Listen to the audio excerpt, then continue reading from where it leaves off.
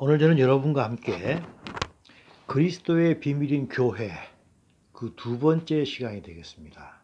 그 부제목으로는 어떻게 하면 교회 내의 지체가 하나가 될 수 있을까가 되겠습니다. 저는 우리 교회 또한 지구상에 있는 모든 교회가 참으로 아름다운 교회가 되기를 갈망합니다. 저는 이 모든 교회가 참으로 하나님의 영광으로 가득 찬 그런 교회가 되기를 소원합니다. 그렇다면 어떻게 할 때 참으로 아름다운 교회, 그리고 참으로 하나님의 영광으로 가득 찬 그런 이상적인 교회가 될 수 있을까요? 그러기 전에 우리는 먼저 우리가 흔히 사용하고 있는 단어인 성도에 대해서 알아야 될 것입니다. 성도란 누구일까요? 그리고 성도란 무엇일까요? 성도는 영어로 이야기하게 되면 holy people입니다. 거룩한 자다라고 하는 의미죠. 우리는 거룩한 자 하면 흔히 하나님 아버지를 떠올립니다. 당연하죠. 왜 그럴까요? 왜 하나님 아버지를 거룩한 자의 대명사로 머릿속에 떠오를까요? 그 이유는 하나님은 이 세상에 흔히 있는 모든 악한 것, 타락한 걸로부터 멀리 구별되어서 하늘에 계시기 때문입니다. 구별되었기 때문입니다. 성도란, 거룩한 자란 1차적 의미에서 볼 때 흔히 있는 것으로부터 분리된 자입니다. 분리만 됐다 해서 세퍼레이션 된 자입니다. 세퍼레이션만 됐다 해서 흔히 있는 것으로부터 세퍼레이션만 됐다 해서 거룩하지 않습니다. 성도란 흔히 있는 것으로부터 세퍼레이션 돼가지고 거룩한 신 하나님 아버지께 드려짐으로 말미암아 흔히 있는 것으로부터 구별된 자를 성도, 거룩한 자라고 합니다. 그렇다면 예수 믿는 자, 그리스도인을 왜 성도라고 할까요? 그 이유는 대부분의 이 세상에 있는 사람들, 또는 한국으로 치자면 80% 이상의 사람들은 대부분 예수님을 주님으로 모시지 않고, 또한 예수님을 주님으로 모시지 못하고 예수님을 모르기 때문에 예수님을 보내신 하나님 아버지를 믿지 않습니다. 그들은 예수님을 주로 믿지 않고 자기 자신을 인생의 주관자라고 믿습니다. 하나님 아버지에 대해서, 예수님을 이 땅에 보내신 하나님 아버지에 대해서 전혀 모르는 것입니다. 대부분의 사람들은 어려울 때 오 마이 갓, 하나님 하고 소리 냅니다. 소리 내서 하나님께 도움을 구합니다. 하지만 그들이 부르는 하나님은 성경에 말하는 하나님이 아닙니다. 그 하나님은 이 세상에 예수님을 그리스도로 보내신 그 하나님이 아닌 것입니다. 그래서 예수님을 자기 구주로 믿고 또 그 예수님을 이 땅에 보내신 하나님 아버지를 믿는 자는 이 세상의 그런 사람들과 그렇지 않은 사람들과 구별되기 때문에 자연스럽게 그들을 거룩한 성도라고 부르게 되는 것입니다. 이것이 1차적 의미인 것입니다.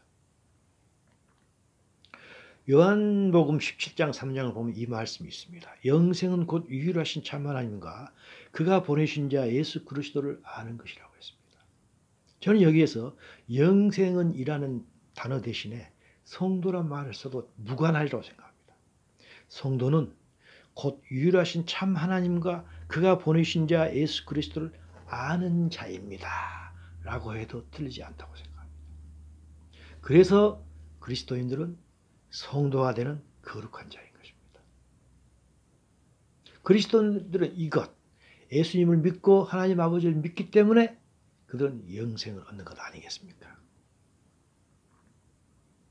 비록 우리가 성도라 하더라도 여전히 죄를 짓지만 그 얼굴이 이제는 우리가 예수님을 통해서 가까이 나아갈 수 있는 하나님 아버지를 늘 바라보기 때문에 거룩하다고 말합니다.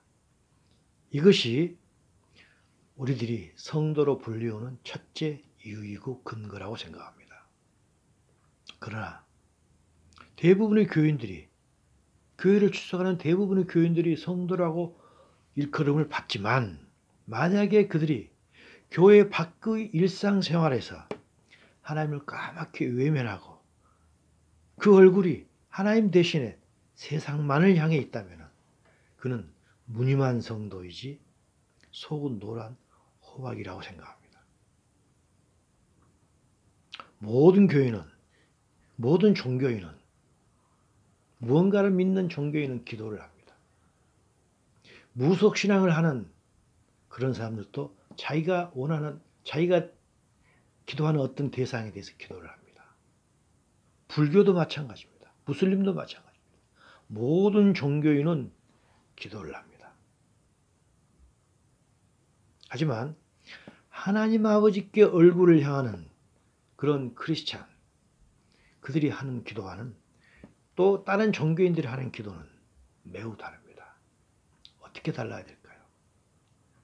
사도 바울은 에베소서 6장 18절을 통해서 우리에게 이야기합니다. 모든 기도와 간구를 하되 항상 성령 안에서 기도하라고 했습니다. 그때 성령이 뭔가요? In the Spirit. 이때 스피리트는 대문자 S입니다. 스피리트가 대문자 S가 있고 소문자 S가 있습니다. 대문자 S가 있을 때는 하나님의 영을 이야기하고 있습니다. 그래서 모든 기도와 간구를 하되 항상 하나님의 영 안에서 기도를 하라고 했습니다. 그러면서 이것을 위하여 하나님의 영 안에서 기도하는 것을 위하여 항상 깨어서 구하고 힘쓰라고 했습니다. 왜 그랬습니까? 우리들은 예수님을 주한 자로 믿고 그 예수님을 이 땅에 보내신 하나님 아버지를 믿고 있기 때문입니다. 하지만 그리스도인을 제외한 모든 종교인들은 하나님 아버지를 모릅니다. 그렇기 때문에 자신의 혼 안에서 기도합니다. 물론 많은 그리스도인도 마찬가지로 혼 안에서 기도하는 수가 있습니다. 하지만 혼 안에서 기도하는 것은 자기 자신을 기준으로 해서 기도하는 것이기 때문에 얼마든지 옳지 않은 답변을 들 수가 있습니다. 진리이신 하나님으로부터 답변을 듣지 못합니다. 그러나 우리가 하나님의 영 안에서 기도한다면 우리는 하나님의 뜻을 알게 되어서 이 세상을 살아갈 때 올바른 방향으로 살아갈 수 있는 것 아니겠습니까? 그래서 성도란 하나님 보시기에 거룩한 자란 자신이 혼이 아닌 하나님께서 우리에게 주신 하나님의 영 안에서 기도하는 자일 것입니다. 이게 성도입니다. 그런데 사도 바울은 여기서 한 발짝 더 나아갑니다. 사도 바울은 에베소서 1장 1절을 통해서 우리에게 성도란 누군가를 정의하고 있습니다. 제가 읽겠습니다. 에베소서 1장 1절입니다.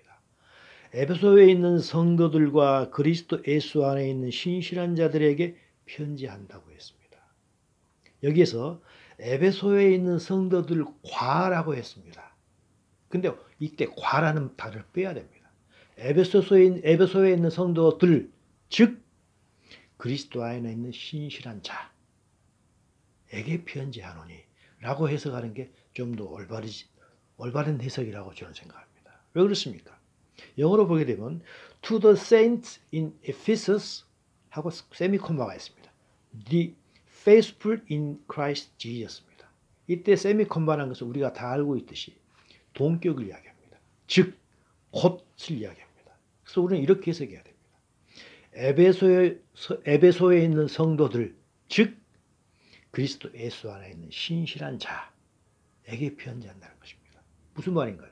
성도란 그리스도 예수 안에서 신실한 자라는 것입니다. 사도 바울은 에베소의 편지를 쓰면서 제일 첫머리에서 이 말을 썼던 것입니다. 사도 바울은 성도가 도대체 누구인가에 대해서 에베소 교회에 대해서 편지를 하고 싶었던 것입니다. 성도란 그리스도 예수 안에서 신실한 자, 페이스풀한 자, 성실한 자가 성도라는 것입니다. 어떻습니까? 저는 이 구절을 읽을 때마다 참 내 자신이 과연 신실한가, 나는 성도라고 불림을 받을 수 있는가에 대해서 스스로 자문을 하기도 합니다. 여러분은 어떻습니까? 이 말씀을 읽을 때 과연 나는 성도인가 신실한 자인가 라는 것에 대해서 자문자답을 하는 게 자기의 신앙생활을 유지하는데 많은 도움이 되리라고 생각합니다. 이 말을 다시 표현한다면 어떤 말이 될까요? 신실한 자, the faithful한 자를 다른 말로 표현한다면 어떻게 될까요? 사도 바울은 4장 13절을 통해서 이것에 대해서 다시 표현을 하고 있습니다. 성실한 자, 신실한 자란 그리스도의 장성한 분량이 충만한 자를 이야기합니다. 영어로 말하면 the fullness of Christ입니다. 그리스도의 장성한 분량이 충만한 자가 신실한 자라는 것입니다. 이때 그리스도의 장성이 어떻게 되면 충만할 수 있는가에 대해서 사도 바울은 이야기를 하고 있습니다. 4장 13절입니다. 우리가 다 하나님의 아들을 믿는 것과 아는 일에 하나가 되어 온전한 사람을 이루었을 때 그리스도의 장성한 분량이 충만한 자가 되는 것입니다. 무슨 말일까요? 하나란 단어가 나옵니다. 하나. 우리는 그리스도를, 예수님을 여러 개로 믿을 수 있습니다. 무슨 말인가요? 우리는 성경에서 나오는 예수님, 그분을 우리의 구주로 믿어야 됩니다. 하지만 많은 경우에 성경에서 나오는 예수님 대신에 자기 자신이 자기에게 유리하게 만드는 예수님을 믿고 있는 경우를 자주 보는 것입니다. 그래서 사도 바울이 이 말을 하는 것입니다. 이 사람은 이렇게 말하고 저 사람은 저렇게 말하고 어떤 사람은 자기 체험에 대해서 이야기를 합니다. 자기가 원하는 예수님을 만드는 것입니다. 하지만 우리는 성경 안에 나와 있는 예수님, 그분 한 분으로 예수님을 정의해야 될 것입니다. 그래서 또한 이야기합니다. 하나님의 아들을 믿는 것과 아는 일. 성경에 보게 되면 믿음과 아는, faith와 knowledge에 대해서 이야기가 동시에 병행적으로 나오는 구절이 여러 번 있습니다. 그때마다 사도 바울은 또는 다른 성경에서 말씀하실 때 항상 믿는 것이 먼저 나오고 아는 것이 그 다음에 나옵니다. 왜 그렇습니까? 우리는 예수님을 하나님께서 주신 은혜로 믿어지니까 믿었던 것입니다. 예수님이 누군가 다 알고 믿었던 게 절대로 아닙니다. 믿어지니까 그냥 믿었던 것입니다. 믿어지고 나서 점점 우리는 여러 사람들과 이야기를 통해서 또 설교 말씀을 통해서 성경 말씀을 통해서 예수님을 점점 더 알아가게 됩니다. 알지 못하고 무조건 믿으면 그것은 맹목적인 믿음이 됩니다. 그것은 별로 옳지 않은 믿음입니다. 하지만 우리는 예수님을 믿어지니까 믿었는데 그 다음 믿어진 그 예수님을 믿고 난 후부터는 알아야 되는 것입니다. 예수님을 알면 알수록 그분의 어떠하심을 더 많이 알아가게 됩니다. 그래서 그분을 더 사랑할 수밖에 없습니다. 그분을 더 의지할 수밖에 됩니다. 이것이 알아갈 때입니다. 그런 예수님을 알면 알수록 우리가 처음 믿었던 그 믿음이 더욱더 커진 믿음, 더 확신하게 됩니다. 믿음이 더 커집니다. 믿음이 더 커지게 되면 그 예수님에 대해서 더 많이 알기를 원합니다. 알면 알수록 믿음이 더 커집니다. 그래서 우리는 예수님을 믿고 난 후에는 반드시 알아야 되는 것입니다. 알게 되면 알게 된 만큼 그분을 사랑하게 되고 의지하게 되고 그래서 점점 그분을 더 닮아가게 됩니다. 그래서 그분으로 더 충만하게 되는 것입니다. 이것을 위해서 예수님께서는 이 땅에 교회를 세우시기를 원했던 것입니다. 그렇다면 교회란 어떤 곳일까요? 교회란 성도, 즉 그리스도 예수 안에서 신실한 자, 사도 바울이 에베소서 1장 1절에서 이야기했던 신실한 예수님 안에서 신실한 자, 성실한 자의 모임이 교회입니다. 또 다른 말로 하자면 교회란 세상을 향했던 영으로 충만했던 자들이 이제는 세상 대신 하나님을 향하여 충만해진 그런 영을 가진 이런 자들이 모임이 교회인 것입니다. 그래서 사도 바울은 에베소서 1장 23절을 통해서 이야기하셨죠. 교회는 그의 몸이니 만물 안에서 만물을 충만케 하시는 이의 충만이라고 했습니다.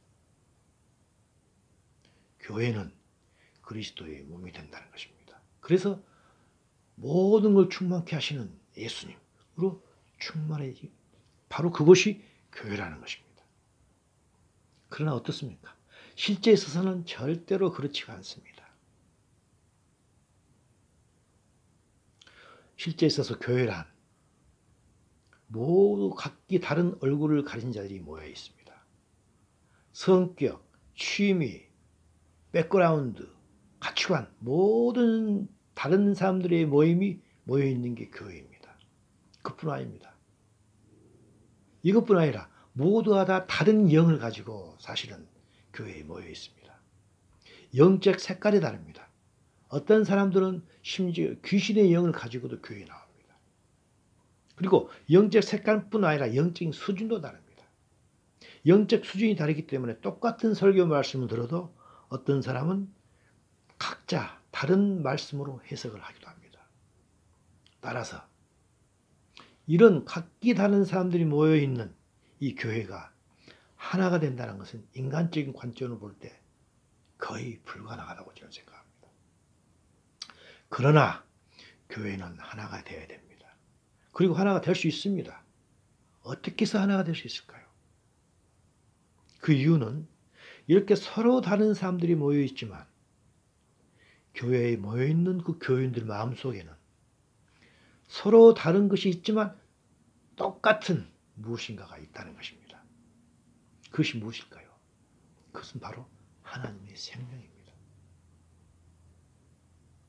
물론 각기 다른 사람들 속에 들어있는 하나님의 생명마저도 그 색깔도 다를 수가 있고 그 차지하는 포션이 다를 수도 있습니다. 예수 믿기 전, 예수님을 알기 전 우리는 하나님의 생명이 전혀 없었습니다. 아담과 하와에게는 하나님의 생명이 있었습니다. 하나님께서 자신을 닮은 모양으로 인간을 창조하셨기 때문입니다. 하지만 우리는 하나님으로부터 받았던 그 생명을 아담과 하와의 타락으로 인해서 점점 빼앗겨버렸습니다. 사탄에게 빼앗겼던 것입니다. 하지만 어느 누구도 우리에게 하나님의 생명이 있었는데 그 생명을 사탄에게 빼앗겨버렸다는 것. 우리는 그것을 알고 있던 사람 아무도 없었습니다. 아무도 그걸 인식하지 못한 채 그냥 살아왔던 것입니다. 로마서 3장에서 말씀하고 있는 것입니다. 기록된 바 의인은 없나니 하나도 없으며 하나님의 생명이 없다는 것입니다. 깨닫는 자도 없고 하나님을 찾는 자도 없다는 것입니다. 자기가 하나님의 생명을 도둑질만 했다는 것을 아는 자도 없었고 그걸 아는 자가 없기 때문에 깨닫지도 못했고 깨달았다면 하나님을 찾았겠죠. 하나님을 찾는 자도 없고 다 치우쳐 함께 무익하게 되고 선을 행하는 자가 없나니 하나도 없었던 것입니다. 왜 그렇습니까? 애당초 하나님으로부터 받던 하나님의 생명은 도둑맞았기 때문입니다. 예수님께서는 요한복음 10장 10절을 통해서 우리에게 이것에 대해서 말씀하고 계십니다. 도둑이 오는 것은 도적질하고 죽이고 멸망시키려는 것뿐이다. 도적이 무엇입니까? 사탄인 것입니다. 사탄이 우리에게 와가지고 하나님의 생명을 다 훔쳐갔던 것입니다. 내가 온 것은 예수님이 오신 것은 양으로 생명을 얻게 하되 더 풍성히 얻게 하려는 것이라 라고 이야기했습니다. 이때 나는 누군가요? 예수님이죠. 예수님이 이 땅에 뭐하러 오셨습니까? 양에게, 저희들에게 생명을 주려고 오셨습니다. 그 생명은 조회입니다. 하나님의 생명인 것입니다. 사탄에 의해서 도둑질 당했던 그 하나님의 생명을 예수님께서는 우리에게 주시려고, 풍성히 주시려고 오셨던 것입니다. 풍성이라는 게 영어로 보게 되면 NIV에서 to the full입니다. 여기까지입니다. 하나님의 생명을 우리가 여기까지 들 수 있도록, 우리가 그렇게 받을 수 있도록 하기 위해서 예수님께서 오셨던 것입니다. 예수님을 안 후부터서는 이제는 하나님의 생명이 우리 안에서 서서히 움트고 자라나기 시작합니다. 그렇기 때문에 교회를 다닌다 하더라도 하나님의 생명이 차지하는 포션은 다 다를 수가 있는 것입니다. 교회에 10년을 다녀도 하나님의 생명이 이것밖에 안 되는 사람이 있고, 교회에 1년밖에 안 다녔더라도 하나님의 생명이 이렇게 큰 자도 있는 것입니다. 하지만 예수님께서 이 땅에 오셨던 목적은 하나님의 생명을 to the full이라고 했습니다. 모든 사람들이 동일하게 여기까지 차는 것. 그것을 위해서 예수님께서 이 땅에 오셨던 것입니다.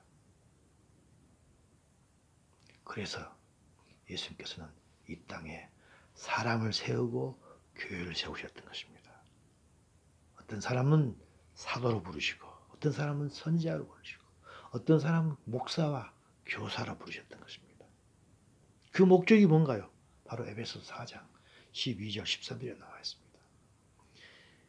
이렇게 많은 사람을 이렇게 세우신 목적은 그리스도의 몸을 세우려 하다. 그리스도의 몸이 뭔가요? 교회를 세우기 위한 것입니다. 그럼 저 또 이야기합니다. 13절에 우리가 다 그리스도의 장성한 분량에 충만한 데까지 이르라고 했습니다. 처음 목적은 그리스도의 몸인 교회를 세우는 것이고, 두 번째 목적은 몸인 교회를 이루는 모든 지체들의 그 하나님의 생명이 장성한 분량에 이르기 위해서 교회를 세웠던 것입니다. 그리스도인에게는 서로 다른 두 가지 영이 존재합니다. 한 영은 아직도 세상을 향하는 영입니다. 그리고 또 다른 영은 하나님을 향하는 영입니다. 그래서 그리스도인은 항상 세상을 향하는 영과 하나님을 향하는 영 사이에서 항상 갈등을 일으키며 갈등을 겪으며 살아가는 게 우리 그리스도인 성도입니다.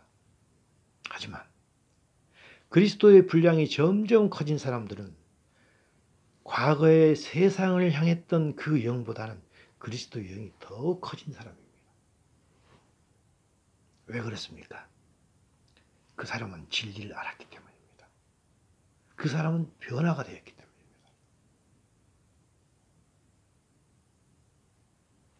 전도서 1장 2절 3절에서 솔로몬은 이런 말씀을 하고 있습니다. 헛되고 헛되며 헛되고 헛되니 모든 것이 헛되도다. 해 아래에서 수고하는 모든 수고가 사람에게 무엇이 유익한가 라고 했습니다. 모든 인생이 다 헛되다는 게 아닙니다.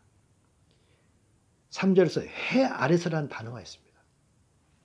해 아래에서 수고한다는 것은 무슨 말인가요?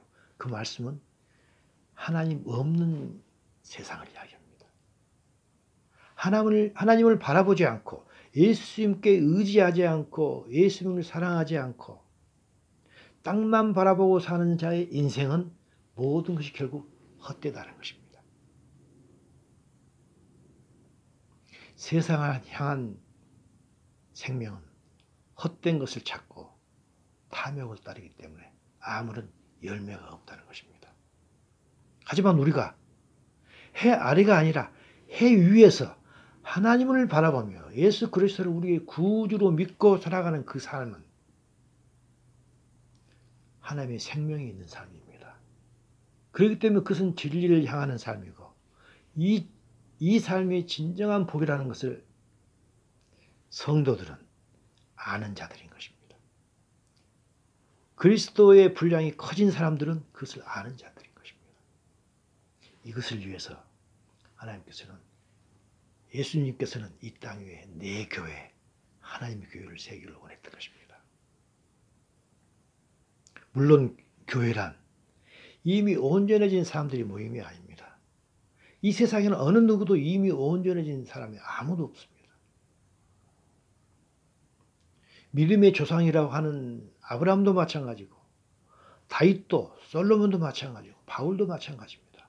어느 누구도 이 세상에서 이미 온전해진 자는 아무도 없는 것입니다. 교회란 온전하지 못한 사람이 변화되어서 온전해져 가는 사람들의 모임이 교회라고 저는 생각합니다. 하지만 많은 경우 오해를 하기도 합니다. 당신은 교회를 나왔기 때문에 예수님을 믿었기 때문에, 예수님을 믿고 있기 때문에 이미 당신은 온전해진 사람이라 라고 한다면 그건 크나큰 착각인 것입니다. 우리에게는, 또 교회에게는 아직도 썩은 부분이 많이 있습니다. 우리가 썩은 부분을 도려내기 위한 몸부림을 치고 있다면 그것이 바로 참다운 교회일 것입니다. 왜냐하면 그곳에는 아직 하나님의 생명이 살아있기 때문입니다. 예수님에 대해서 아무리 많은 듣기 좋은 설교를 하고 사람의 인커리지하는 설교를 한다 할지라도, 그 성령 충만을 위해서 아주 많은 기도를 한다 할지라도, 그리고 선교를 위해서 많은 재물을, 많은 물질을 선교사님들에게 보인다 할지라도, 만약에 교회가 변화의 개념이 없다고 배는, 만약 어떤 교회가 변화의 개념이 없는 설교만 한다면 그 교회는 본질을 잃어버린 교회인 것입니다. 그 교회는 하나님의 생명을 잃어버린 것입니다. 사도 바울은 로마서 12장 2절을 통해서 이 말씀을 하십니다. 너희는 이 세대를 본받지 말고 오직 마음을 새롭게 함으로 변화를 받으라고 했습니다. 우리 모두는 변화가 되어야 됩니다. 무엇으로부터 어디로 변화가 됩니까? 이 세대를 본받지 않는 것입니다. 이 세상의 조류에 흘러가지 않는 것입니다. 이 세대를 본받지 않고 이 세상의 그 거센 풍랑에 휩싸이지 않고 대신에 하나님의 선하고 기뻐하시고 온전하신 뜻이 무엇인가를 분별하는 것입니다. 이것이 참된 교회인 것입니다. 따라서 변화의 개념이 없다면 아무리 좋은 설교를 한다 할지라도 그 교회는 교회의 본질을 잃어버린 것입니다. 로마서 12장 2절을 이 말씀하시면서 동시에 사도 바울은 바로 앞에서 12장 1절에서 이 말을 합니다. 형제들아, 내가 하나님의 모든 자비하심은 너희를 권하노니 너희 몸을 하나님이 기뻐하시는 거룩한 산 제물로 드리라. 이것이 바로 너희가 드릴 영적 예배, spiritual worship 또는 reasonable worship이라고 했습니다. 왜 이런 말씀을 했을까요? 사람은 누구나 익숙한 곳에 안주하기를 원합니다. 변화를 싫어합니다. 지금까지 살아왔던 그곳에서 그대로 살기를 원합니다. 그렇지만 우리는 변해야 된다고 사도 바울은 이야기합니다. 변화하는 것은 쉽지 않습니다. 어렵습니다. 누구나 싫어합니다. 왜 그렇습니까? 변화한다는 것은 자기가 지금까지 가졌던 무엇인가를 버려야 하기 때문입니다. 무언가 익숙했던 것을 버리는 것, 그것이 바로 산 제사인 것입니다. 교회 안에서 예배를 드리는 것은 매우 선한 것입니다. 하지만 reasonable worship, spiritual worship이란 일상의 삶 속에서, 교회를 떠난 일상의 삶 속에서 하나님의 가치관과 성품을 드러내기 위해서 과거에 자기가 세상을 향했던 그 가치관과 성품을 죽이는 것입니다. 이게 산 제물인 것입니다. 교회가 아무리 많은 예배를 드린다 할지라도 실제 삶에 있어서 변화가 없다면 이것은 회칠한 무덤이 될 것입니다. 하나님께서 가증하다고 하실 것입니다. 실제로 말라기서에서 말라기 1장 10절을 통해서 하나님께서 말씀하고 계십니다. 만군의 여호와가 이르노라. 너희가 내 제단 위에 헛되이 불사르지 못하게 하기 위하여 너희 중에 성전문을 닫을 자가 있으면 참 좋겠다라고 하나님께서 말씀하셨습니다. 왜 그렇습니까? 그들은 수많은 제사를 드렸지만 삶 속에서 변화가 없었던 것입니다.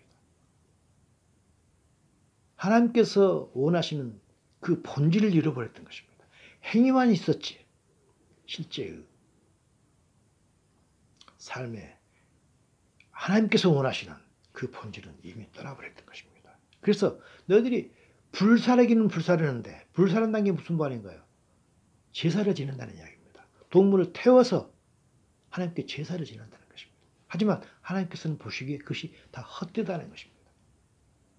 그래서 가정했다는 것입니다.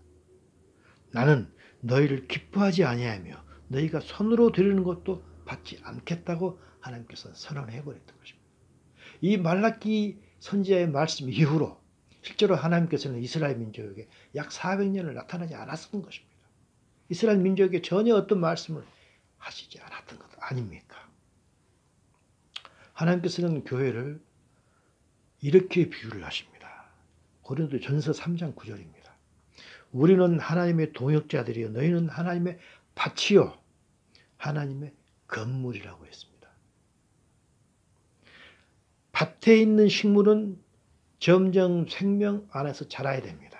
그리고 건물은 점점 지어져야 됩니다.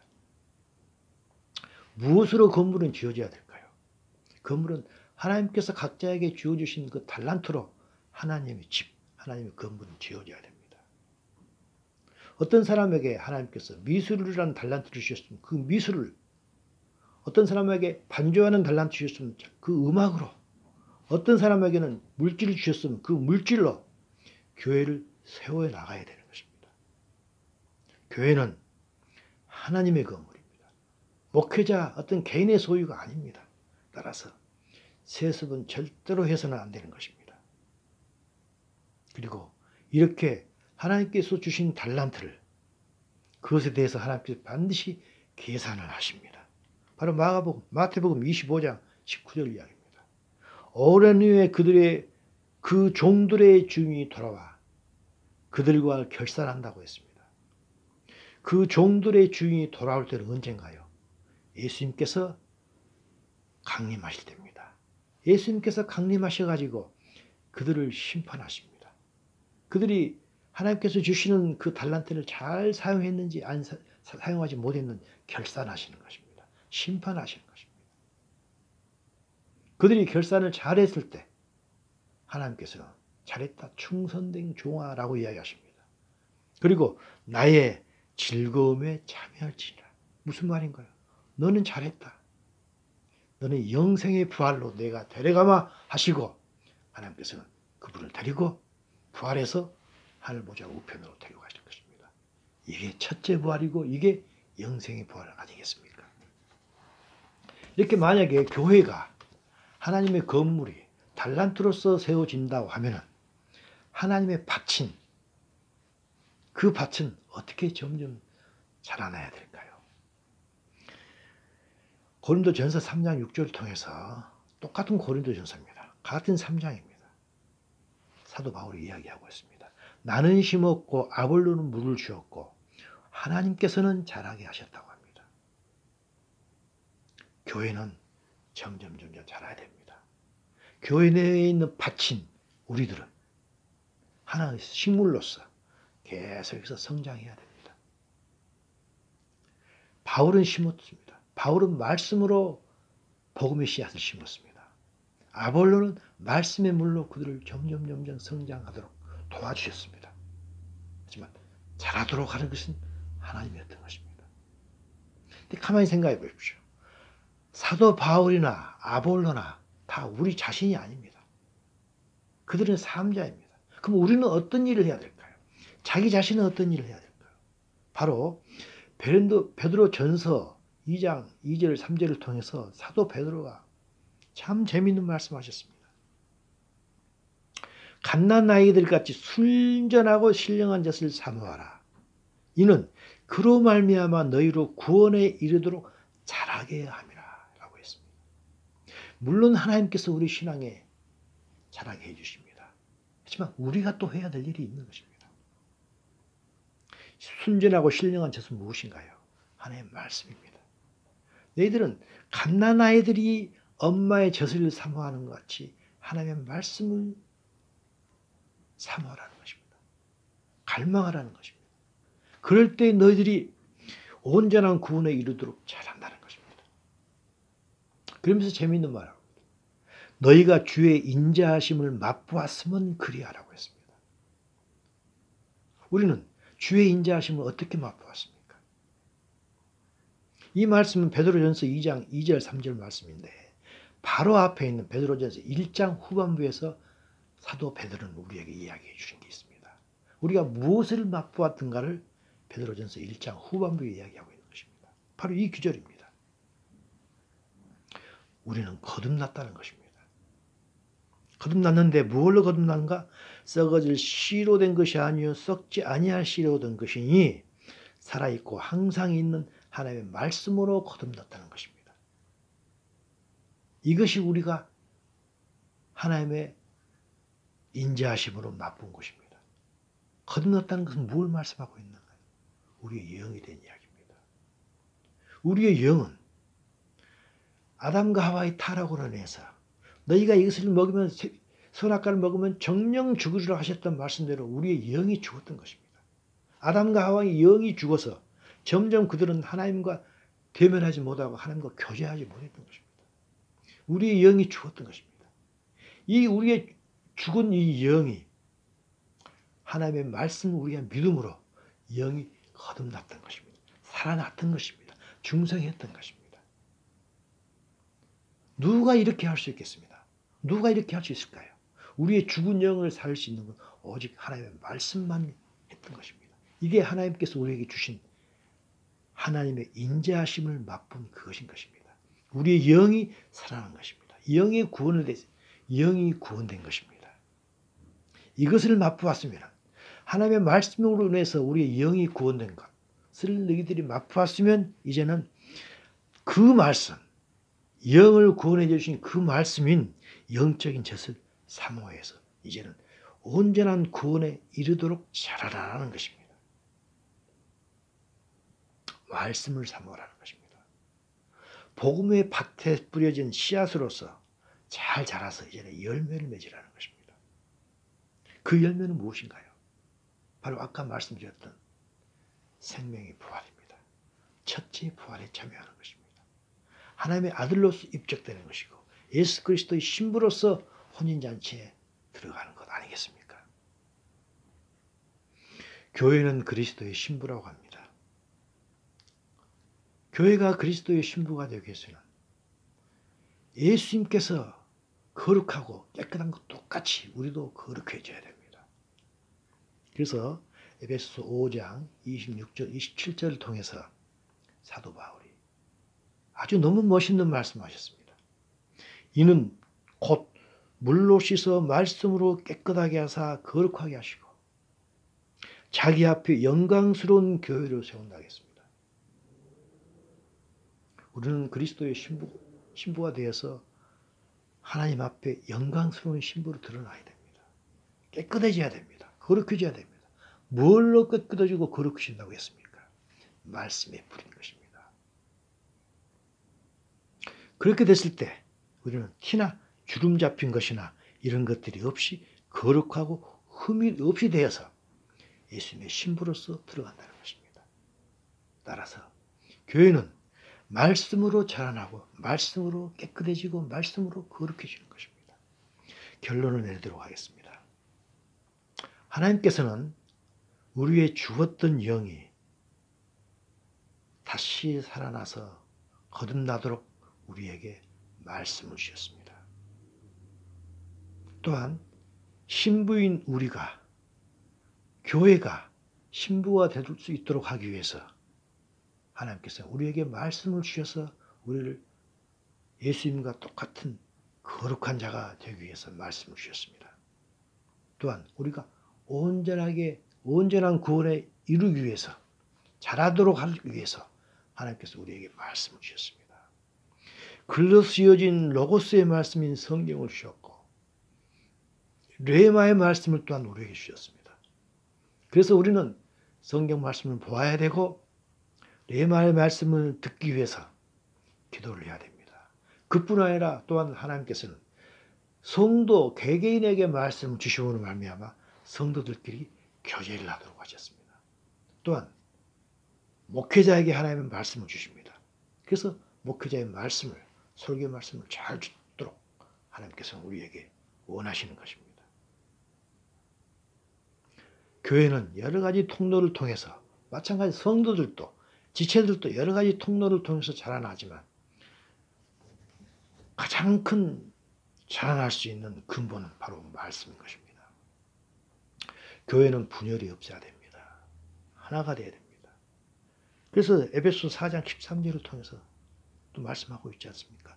우리가 다 하나님의 아들을 믿는 것과 아는 일에 하나가 되어서 온전한 사람을 이루어 그리스도의 장성한 분량이 충만한 때까지 이루기 위해서 우리를 자라나게 하시는 것입니다. 분열이 없도록 하나가 되도록 하는 것입니다. 어떻게 해야 우리가 이렇게 하나가 될 수 있을까요? 어떻게 했을 때 우리가 장성한 분량에 이르게 될까요? 바로 예루살렘 교회는 이미 그런 일을 해당했던 것입니다. 사도행전입니다. 6장 2절 4절입니다. 12사도가 모든 제자를 불러 이르되 우리가 하나님의 말씀을 제쳐놓고 접대를 일삼는 것이 마땅치 아니하니 우리는 오로지 기도하는 일과 말씀 사역에 힘쓰리라 했던 것입니다. 여기에 답이 있습니다. 초대교회와 똑같이 저희들도 우리 온 교회가 또한 우리 교회가 하나님의 말씀과 기도에 집중해서 하나님의 생명이 계속 자라나고 성숙해짐으로 말미암아 영 안에서 하나가 되는 그리스도의 몸이 되기를 간절히 소원합니다. 그럴 때 교회대에는 분열이 없어질 것입니다. 오늘 부제목이었던 것, 어떻게 했을 때 우리가 하나가 될 수 있을까? 말씀이 우리 안에 충만해서 우리 모두가 그리스도의 장성한 분량에 충만해질 때인 것입니다. 이것을 위해서 우리는 늘 말씀 들여다보고 기도하는 데 힘써야 될 것입니다.